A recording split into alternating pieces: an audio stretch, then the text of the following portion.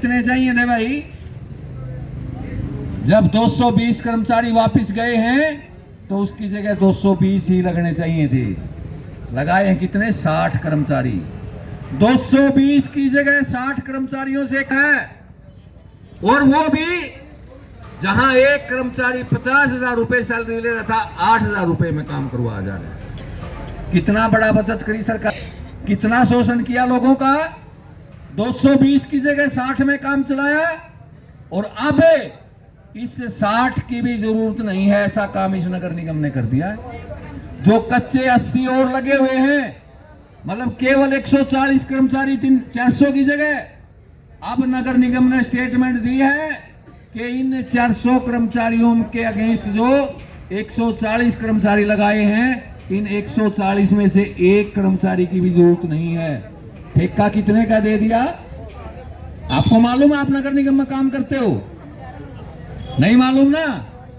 38 करोड़ रुपए का ठेका दे दिया एक कंपनी को कि वो सारा का सारा ऑटोमेटिक कर देगी सारे सिस्टम को, और एक कर्मचारी सिंगल नहीं रखा जाएगा। मैं पूछना चाहता हूं इस सरकार से, और आप लोगों को बताना चाहता हूं कि पब्लिक हेल्थ से वाटर सप्लाई लेके नगर निगम में ले आए कि पब्लिक हेल्थ की यूनियन तो यूं कहेगी कि काम हमारा नहीं रहा, इसलिए चाहे वो ठेके पे जाए चाहे वो ऑटोमेटिक हो, हमें क्या मतलब है। नगर पालिका कर्मचारी संघ यूं नहीं कहेगी कि यूं काम हमारा नहीं था, हमारा तो काम केवल सफाई का और फायर ब्रिगेड का था, इसलिए चाहिए जाओ बाढ़ में, वो भी नहीं ध्यान दे रही। जबकि ध्यान देना यूं पड़ेगा कि आज वाटर सप्लाई का काम ठेके पे दिया जा रहा है, सीवर का काम ऑटोमेटिक किया जा रहा है, तो भाई कल ना आपका काम ऑटोमेटिक कर देना। कई बार लगे है ये मशीन 10-20 और ले आऊंगे सफाई करने वाली, फिर किस लिए जरूरत पड़ेगी आपकी।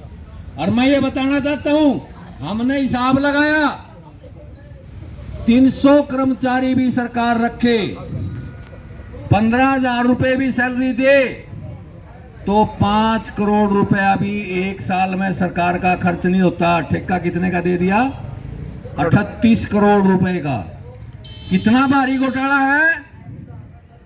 लगभग 30 करोड़ रुपए का घोटाला सरकार करने जा रही है इस पानी के ऊपर आपके महकमे में लेके, और कर्मचारी नहीं रखना चाहती एक भी।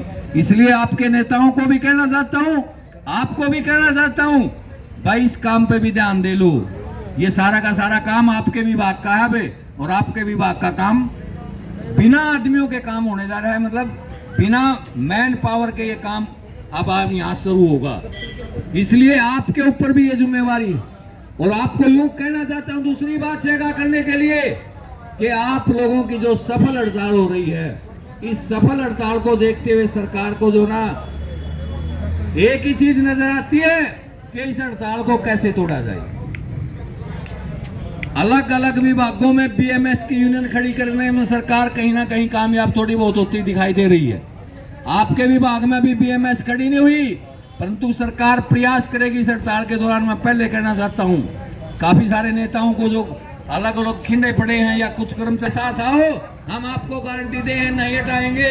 रोजगार कौशल निगम में तो बढ़िया तनख्वाहें मिलेंगी, आप बढ़िया तनख्वाह क्यों नहीं ले रही? ईपीएफ ईएसआई कटेगा, आप क्यों नहीं ले रही? जबकि रोजगार कौशल निगम में केवल एक चीज लिखी हुई है, सबसे भयंकर है। पहली कंडीशन है 1 साल का एग्रीमेंट है। दूसरी कंडीशन है कभी भी समान काम समान वेतन का दावा नहीं कर पाएंगे कर्मचारी। तीसरी कंडीशन है कि कभी रेगुलर नहीं हो पाएंगे, और चौथी कंडीशन है कि कभी कोर्ट केस नहीं कर पाओगे। क्या आप दोनों कौशल रोजगार में जाओगे?